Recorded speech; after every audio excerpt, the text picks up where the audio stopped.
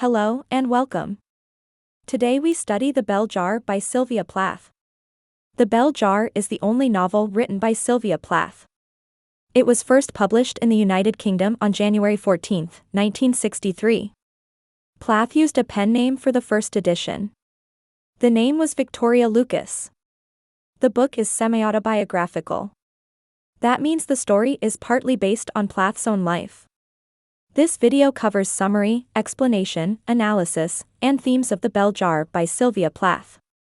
The novel is about a young woman named Esther Greenwood. Esther is smart and talented.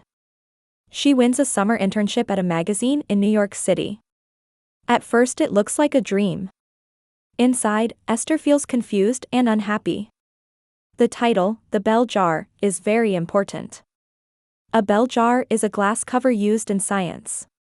In the book, it becomes a symbol for feeling trapped, cut off, and unable to breathe freely. A few facts about Sylvia Plath that help us read the novel. Plath lived from 1932 to 1963. In August 1953, she made a serious attempt to end her life and was hospitalized and treated for depression. The events of 1953 influenced much of The Bell Jar. The novel was published in England in January 1963. Sylvia Plath died by suicide on February 11, 1963, less than a month after that first publication. The book was later published under her real name in Britain and then in the United States in 1971. These are sad facts, and they are important because the book feels personal and honest. Summary of The Bell Jar by Sylvia Plath. The story follows Esther Greenwood. She is a 19-year-old college student. She wins a scholarship that sends her to New York City for a month. There she works as a guest editor for a magazine. The magazine in the book is called Ladies' Day. This part of the story is based on Sylvia Plath's real internship at the magazine Mademoiselle. At the magazine, Esther sees bright clothes, parties, and luxury. Many other girls seem to enjoy it. Esther does not. She feels empty. She cannot enjoy the food or the city. She feels like she is acting in someone else's life. After the internship, Esther returns home to Massachusetts. She hopes to get another chance to study writing. But she is rejected for a special writing course she wanted. Her future plans start to fall apart. She feels pressure from her mother and from society. People expect her to marry, to have children, and to be a good wife. Esther does not want to live only for marriage and housework. She wants a life of her own. Slowly, Esther becomes more and more depressed. She loses sleep and appetite. She thinks about death often.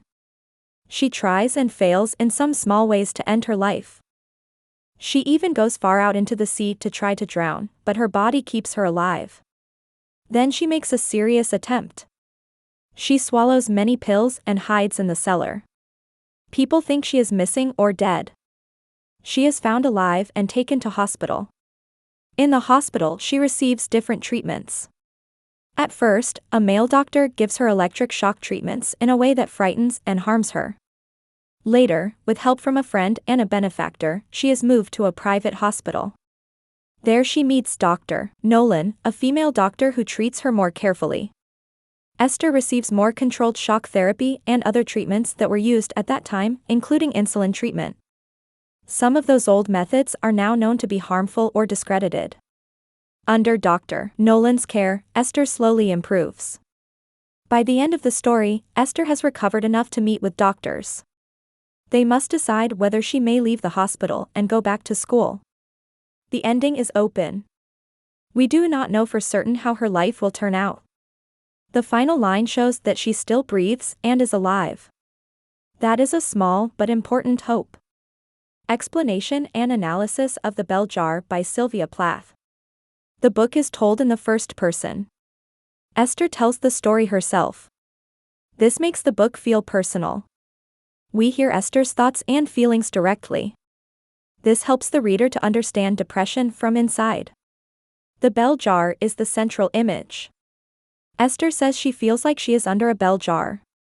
A bell jar keeps air away from its object. It is quiet, cold, and still. For Esther, the bell jar means isolation, suffocation, and disconnection from life.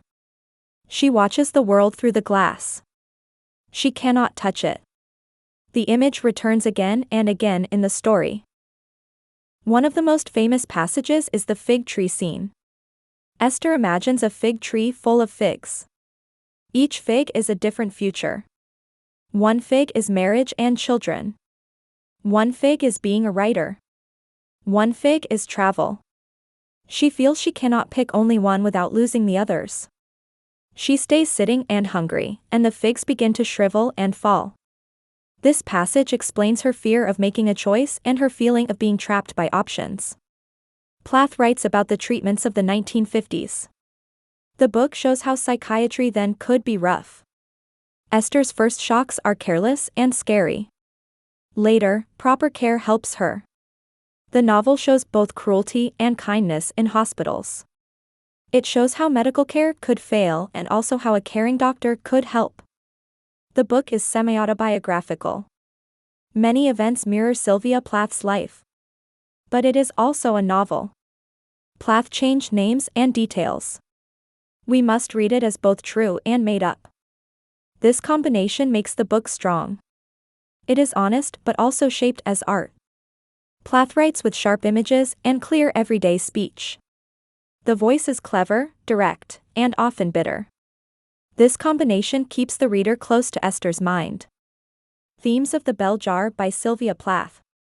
The first theme is mental illness and recovery. The novel gives a clear, honest picture of depression. It shows how the illness can feel like a heavy, invisible cover. But it also shows that recovery is slow and uncertain. The book treats mental illness seriously. Another theme of the novel is identity and choice. Esther struggles to know who she is. She also struggles to choose her life path. The fig tree shows this. She fears making a choice because she will lose the other lives she might have had. The novel also focuses on gender roles and social pressure. The book is set in the 1950s. Society expects women to marry and be wives. Esther resists this idea. The novel shows how these expectations can feel like a trap. This theme makes the book important for gender studies and early feminist readings. The novel shows the difference between appearance and reality. On the outside, Esther looks intelligent and successful. On the inside, she feels broken. The novel warns us not to judge people only by what we see. Finally, writing and identity is also the major theme of this novel. The protagonist, Esther, wants to write. The novel shows how creative work can be part of selfhood.